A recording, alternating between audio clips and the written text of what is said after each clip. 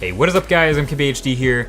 We all know plenty of smartphones come out every year. Clearly 2015 was no exception to that rule. So this video is your one-stop shop for picking one. This video will hopefully give you all the information you need to be able to confidently sign that contract with a great choice in a smartphone. So of all the smartphones released during 2015, these are gonna be the best in each category. And as I do for the Smartphone Awards, I'm gonna give you guys a first place, best overall option, but also a second place, also still pretty good, the runner-up, and then an honorable mention or two to round it out. So this is the Smartphone Awards 2015. So first up, we got the top big phones of the year. Now smartphones seems bigger and bigger every single year, and often the top of the line option is huge, but only some of them really take advantage of their size. So these are the best big smartphone options right now. Number one is the Samsung Galaxy Note 5. It definitely qualifies as a big phone with a 5.7-inch Quad HD Super AMOLED display, and it really takes advantage of all that real estate, packing a big battery, big specs, and a bunch of software features that really take advantage of that awesome screen. So love it or hate it, this is one big advantage of a software skin on a phone like this. It's adding a bunch of productivity and fun features that stock Android just doesn't have. So my second place option for best big phone of the year is gonna go to LG's V10. It showed up closer to the end of the year, but it really showed up LG's own G4 as one of the best phones they've ever made. The V10 is rocking a 5.7-inch IPS display, and it's definitely a big phone with big specs. And again, a lot of the features are those similar to Samsung's, short of that stylus, to best take advantage of the extra real estate. And you can see that in the reviews. I'll have all the reviews of all the phones I talk about in this video in the links right below that like button. And I have honorable mentions in the big phones category to the Nexus 6P and the Samsung Galaxy S6 Edge Plus, both over 5.5-inch displays and both really premium. Now on the opposite end of the spectrum, we have the best compact smartphones of the year. And it seems like a true high-end, but also really compact smartphone is becoming a bit of a rare breed, since all these high-end smartphones are getting so big, their more compact counterparts are more low-end, but not so with these best choices. So my number one pick for best compact smartphone of the year by these criteria is the iPhone 6s, and it wins this award because it is still a true, full, no compromises flagship. This is everything that Apple has to offer, all their latest innovations, and all their highest end specs. So really, even if Apple does make some sacrifices to get their phone this thin, there's one thing you can't deny, and that's the ridiculously fast performance of the new A9 chip. So if speed is your thing, if you want a really fast and relatively compact phone at 4.7 inches, then iPhone 6s is a great bet. And my very close second place for best compact smartphone is gonna go to the Sony Xperia Z5 Compact, because Sony's doing a lot of the same stuff. They're bringing in the high-end features from the Xperia Z5 and Z5 Premium into a much smaller package. All right, the next category for the Smartphone Awards is the best camera in a smartphone this year. And this is a category that heated up a lot. We got a lot of really good smartphone cameras this year. So the margin between first place and second place and third place, and even fourth, fifth, and sixth is razor thin. So you're probably gonna get a good option no matter which one of these you pick, but my number one pick for best camera in a smartphone is again gonna go to the Samsung Galaxy Note 5. Note 5 has the best point and shoot camera on a smartphone right now, by a hair. It's really that fast, customizable camera app combined with the razor sharp 16 megapixel photos with that punchy color and solid dynamic range that makes the quality hard to deny. It's also a great 4K video shooter. And you'll find the same optics also in Galaxy S6, S6 Edge, and S6 Edge Plus. So I guess sort of lump those all into this number one placement. I don't know, Samsung over the past couple years has been getting really good at smartphone cameras. Now my number two pick, and again, this is a very close number two, is gonna go to the LG V10. The image quality out of the V10's camera is right up on par with the Note 5, and if you're experienced, you can go right ahead and basically match it with some cases in manual mode. But the V10 camera really shines with its software, which also includes a manual video mode, making this by far and away the best choice for someone looking to shoot a lot of smartphone video. But it doesn't hurt that the auto mode is pretty great too. And I gotta give honorable mentions to these phones I've taken a lot of pictures with, my iPhone 6s Plus and my Nexus 6P, which have some of the best and quickest camera apps in any smartphone, and both take very reliable, quality photos. And again, the margin of difference between the first and fifth best smartphone cameras is not that big, so you get a good choice either way. All right, next category, best budget smartphone of 2015. And this is a category that again, heated up a lot. Good phones got really cheap. Cheap phones got really good. We saw a lot of quality stuff in the budget department this year, to the point where it's actually kind of hard to define what exactly is budget. Is it sub $400 or is it sub $300 only?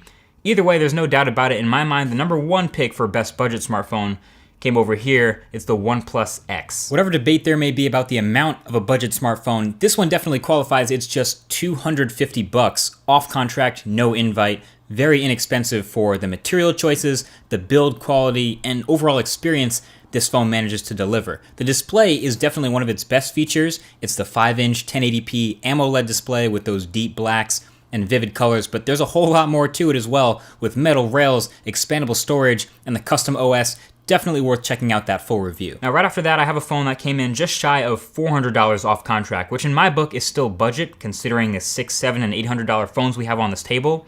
So I'm gonna give that second place to the new Moto X Pure. This is one of the more important phones of the year because of the precedent it's set for flagship phones not having to be super expensive. When it came out, it was the highest end phone Motorola made, a legit flagship, high-end specs, 21 megapixel camera, and near stock Android with a few Moto extras, but yet it sits on the shelf at a super competitive price, and I think that played a big part as a spark plug for a lot of the budget-focused phones we saw come after it. Now, rounding out the best budget stuff of the year, I got two more you could consider sort of pseudo-budget depending on the way you look at it, but I gotta hand it to the OnePlus 2 and the Nexus 5X. OnePlus 2 was daily driver quality for me for a while with a lot of those custom software features I love and a solid build, again at $389. And the Nexus 5X is your pure stock Android phone, even taking the same camera optics from the higher-end Nexus 6P and putting them all in a lightweight $329 package. All right, so the next category in smartphone awards is a new one for this year in 2015, and it's battery life. Best battery life in a smartphone. And I'm adding this specifically because I'm seeing it neglected in the highest end flagships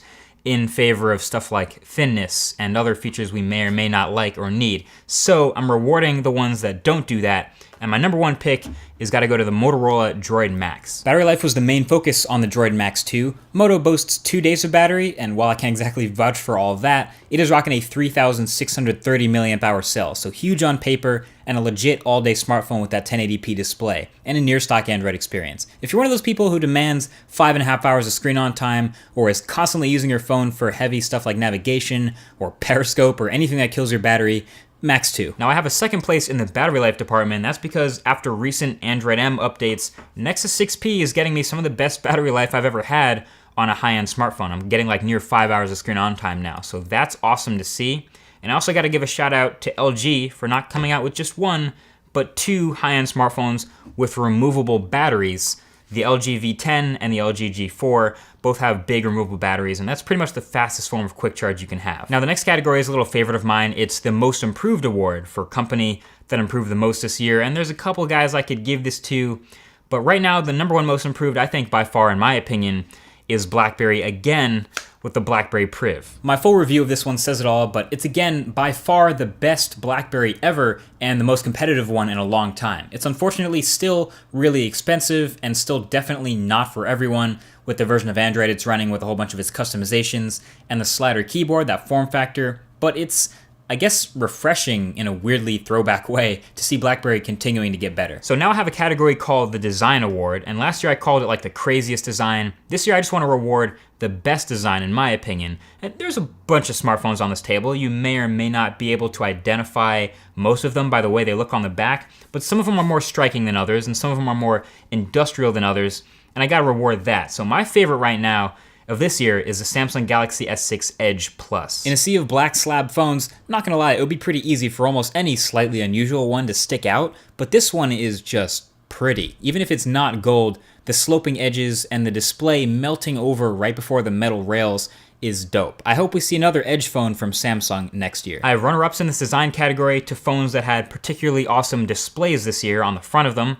First of all being the Motorola Droid Turbo 2. This guy has a shatterproof display, legit, and yes, I can vouch that it survives real drops. And the other one is the Sony Xperia Z5 Premium, rocking a full freaking 4K display. It's super early for these, but when it kicks into full 4K, it looks dope. I made a video all about that screen. Now next up is an award I hate to have to give, but I always will. It's the Bust of the Year for 2015, the one, I guess, the biggest letdown in the smartphone world. And there's a couple again that I could possibly give this to, but the one that stands out is the HTC One A9. Even if we ignore the striking resemblance to a certain Apple flagship, the A9 as a replacement to the HTC One M9 to me is disappointing because it makes it a flagship with a lot of sacrifices. It sacrificed being able to shoot 4K video for a certain chip. It sacrificed the legendary boom sound speakers for a home button. I mean, I hate to talk about it for more than I have to, but this was easily the biggest letdown of the year for me, and I'll have my eye on HTC that much more to see next year's phone. So that leaves us with the final category, which is your MVP, the best smartphone of the year in my opinion. And again, these are very subjective, and I'll have all the reviews to as many of the phones that I'm talking about today as possible in the description right below that like button. But the best phone of the year is the best overall contender, and it's often one that I use for the longest period of time during the year for that exact reason.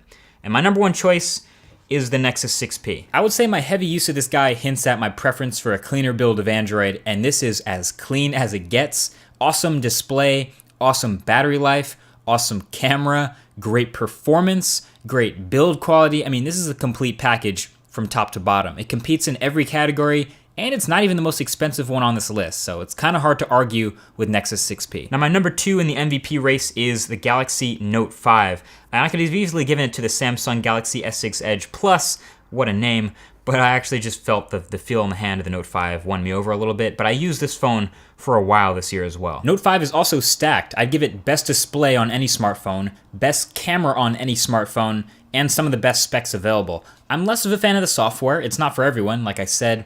And this also happens to be a super fingerprint magnet, one of the slipperiest phones of all time. But, you know, skin will clean that right up, and I used this phone for a while this year as well. And I got a couple honorable mentions in the MVP race this year, just for a couple of different reasons. First is the Moto X 2015. Like I said earlier, this guy set a precedence for what you can do on a budget. And I feel like during the year after this came out, we actually saw more quality budget smartphones start to appear, and competitive pricing for flagships overall now is even more of a big deal. My second honorable mention is the iPhone 6s and 6s Plus. And that's simply because they're the fastest phones I've used this year. Apple, I don't know what exactly you did with that A9 chip, but iOS just flies. I love it. And I can't forget to shout out Microsoft's 950 XL, which was by far and away the best Windows Phone choice of this year. And let me know if you guys want to see a full review of that, but I think that's the pretty easy choice. So there you have it, guys. There was clearly a lot of great smartphones released in 2015, and the choice is there for almost everyone. So whether you need something with a particularly great camera for photos and videos,